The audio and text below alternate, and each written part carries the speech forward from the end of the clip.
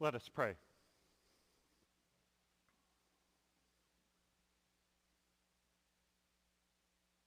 Almighty God, by grace alone, you call us and accept us in your service. Strengthen us by your Spirit and make us worthy of your call. Through Jesus Christ our Lord, who lives and reigns with you and the Holy Spirit, one God, now and forever. Amen. Our second text this morning is from Isaiah chapter 9, verses 1 through 4. Listen for the Spirit's movement in these words. But there will be no gloom for those who were in anguish. In the former time, he brought into contempt the land of Zebulun and the land of Naphtali. But in the later time, he will make glorious the way of the sea, the land beyond the Jordan, Galilee of the nations. The people who walked in darkness have seen a great light. Those who lived in the land of deep darkness, on them light has shined. You have multiplied the nations. You have increased its joy. They rejoice before you as with joy at the harvest, as people exult when dividing plunder. For the yoke of their burden and the bar across their shoulders, the rod of their oppressor, you have broken as on the day of Midian. The word of the Lord.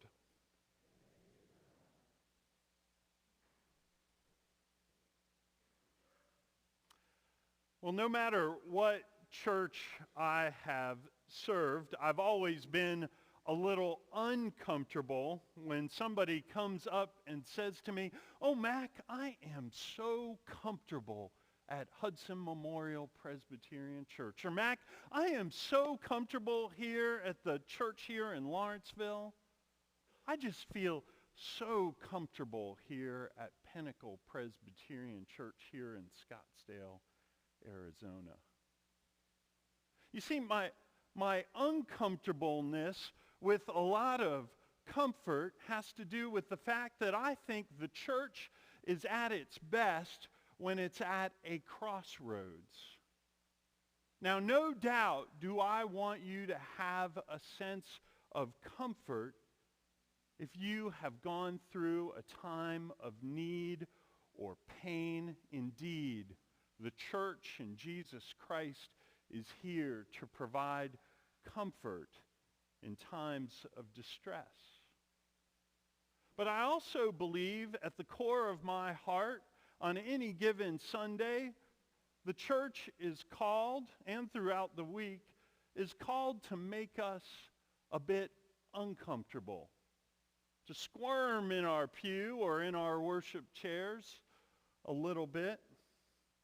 Because isn't that what the gospel does? That Jesus Christ holds these things in tension at this crossroads. Places where we should feel the comfort of Christ, but places and times when we should be a little squirmy. So last Sunday, I was driving home from church in my Jeep, and I was almost there. I was turning the corner on Dogwood Lane, and there were a few of my neighbors who were walking their dog, and so they saw me, I saw them, I stopped, I rolled down the window, we said hello, and they said, "Well, how'd that sermon go today, Mac?" And I thought for a minute and didn't have to think too long. For some reason, one of these phrases came out of me. It's one of these phrases that I've heard now and then as long as I've been a part of the church. I said, "Well, I hope I comforted the afflicted and afflicted the comfortable." And they laughed, and I laughed a little bit, and we talked a little bit longer, and we said, "Enjoy your walk," and I rolled up my window, and then I went around the corner to my driveway. And I think like most preachers who go home on a Sunday, we have these moments of doubt. Well, God, did you use me today to comfort the afflicted? Did I challenge them enough? Were the comfortable afflicted a bit? I don't know, God. Your will, not my will, be done. I let this phrase roll around in my head a bit this week. It didn't seem to leave me. I brought it up with the men's group that Ken brought up. I used it as we were talking about this scripture last Tuesday, and it kept rolling around. It rolled around enough that I thought, well, I got to find out where this phrase came from. And so I went on that vast internet search, and I was surprised because I thought for sure this would be some poetic preacher who came up with this phrase, because I've always heard it in the church, not necessarily other places. Well, it turns out that it possibly originated with author, writer, and humorist Finley Peter Dunne, who had the first nationally syndicated newspaper feature, which was called Mr. Dooley. And Mr. Dunne was the voice of Mr. Dooley. And Mr. Dooley was an Irishman from the south side of Chicago. He owned an Irish pub, and he was the bartender there. And the column was Mr. Dooley's voice commenting on the politics and the social circumstances of the previous week. And so I dug a little deeper, and it turns out our little quote came up from a time when Mr. Dooley was mocking the newspapers. And it was always written in a thick Irish brogue that I will now mangle. So, the newspaper does everything for us. It runs the police force and the banks, commands the military and controls the legislature, baptizes the young, marries the foolish, comforts the afflicted, and afflicts the comforted, buries the dead, and roasts them afterwards. And this is where that phrase supposedly come from.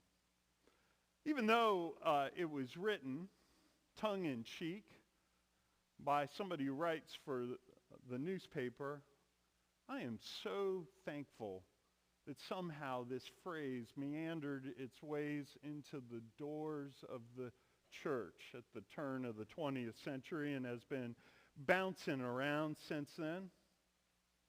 Of course, Jesus was always trying to comfort the afflicted and afflict the comfortable. In Matthew's Gospel, chapter 4, Jesus quotes our passage from Isaiah chapter 9. That's right, it's a bit of a surprise that this passage that's always read during Christmas has popped out in our lectionary at a later date.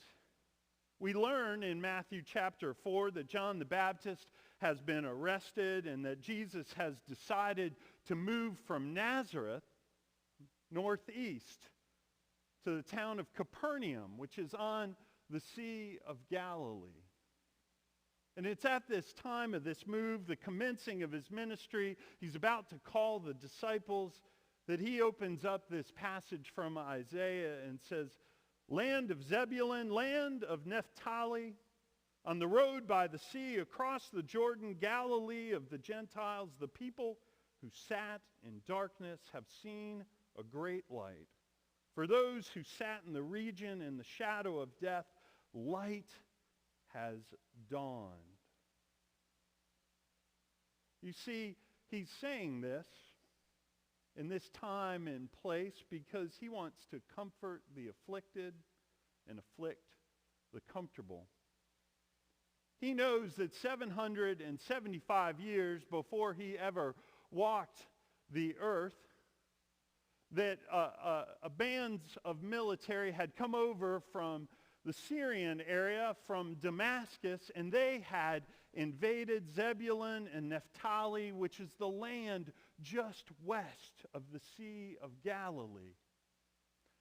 The Jews, the Israelites who were there, they had been invaded and were being oppressed by these military factions. And when the Assyrians, who dominated the region, caught wind of this, well, they went and invaded Damascus. And guess what? That military that was to the west left that area around the Sea of Galilee and went back to defend their homeland in Damascus. So that oppression that the Jews in that area and the Israelites in that area felt was lifted. And they were ready to assemble their lives without that oppression. Well, 775 years later, Jesus pulls out the same thought when he begins his ministry. Because guess what? There's another power that's occupying that land. It's the Roman power. And on top of it, there are Jews that have become strange bedfellows with the Romans. And they are participating in this power structure that is oppressing the people. And Jesus is saying, hey, like you came out of the darkness years ago, your ancestors in this land, guess what? I am here, and I'm going to help bring you out of the darkness now. Your bulletin cover is a picture I took a few weeks back of light in the darkness. I came in one afternoon into this sanctuary, and the light from the windows, instead of shining up front here, was shining back, and it was shining up on that Celtic cross on the front of the balcony that I get to look at each week to remind me of what I'm doing. You all get this one. Choir and I get that one. It was beautiful, and so I snapped a picture of it. I don't know about you. I wonder, it'd be interesting to talk to you about some of this, but are any of you sometimes uncomfortable that the main symbol of our Christian faith is a cross? Does it make you squirm in your seat a little bit? It does me.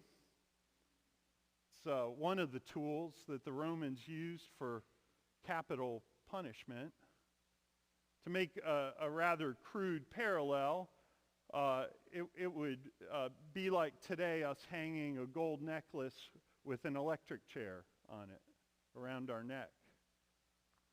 That's what makes me uncomfortable with the cross a bit, you know? It makes me feel a little afflicted. You know what I mean? It makes me think about it. And as I was being a little uncomfortable as the light was shining on it, I thought, well, what is that really about? Why do we have the cross as opposed to the nice fish or three circles that represent the Trinity as our main symbol?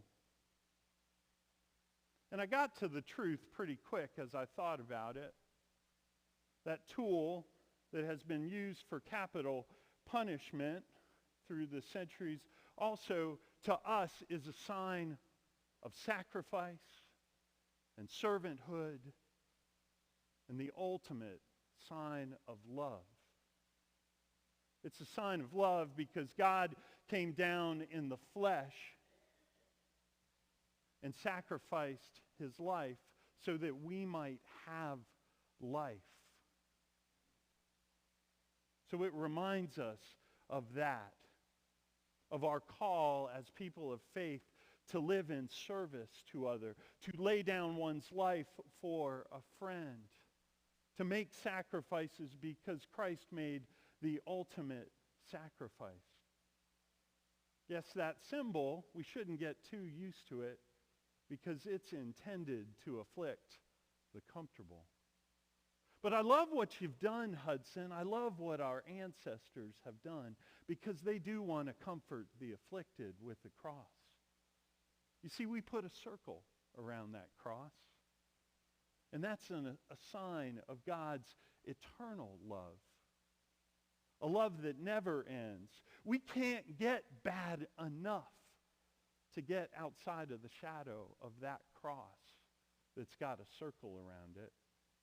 It's a reminder that we need comfort, that we've been afflicted. We need the power of the sacrificing love of Jesus Christ.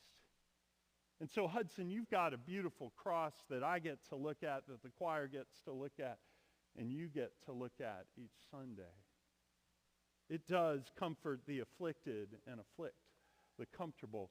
And guess what? If you look at that bulletin cover, the light shines, doesn't it? It shines on it. It eliminates the darkness. Even when the comfortable are afflicted and we don't like it, the light's still shining there. And when we need the comfort, when we have been afflicted, the light is shining there. Now, I know many of you love how I end the service. You want me to say you are loved beyond your wildest imagination. And probably out of anything I do, that's comforting the afflicted as opposed to the opposite, right? But I challenge you to think about that phrase. And maybe it is afflicting the comfortable. Because if you are loved beyond your wildest imagination, loved so much that God would come in the flesh and die, lay down his life so that we might live, maybe being loved beyond our wildest imagination isn't always about comfort. It's about being afflicted a little bit so that we can go out and bring light to a world that is desperately in need.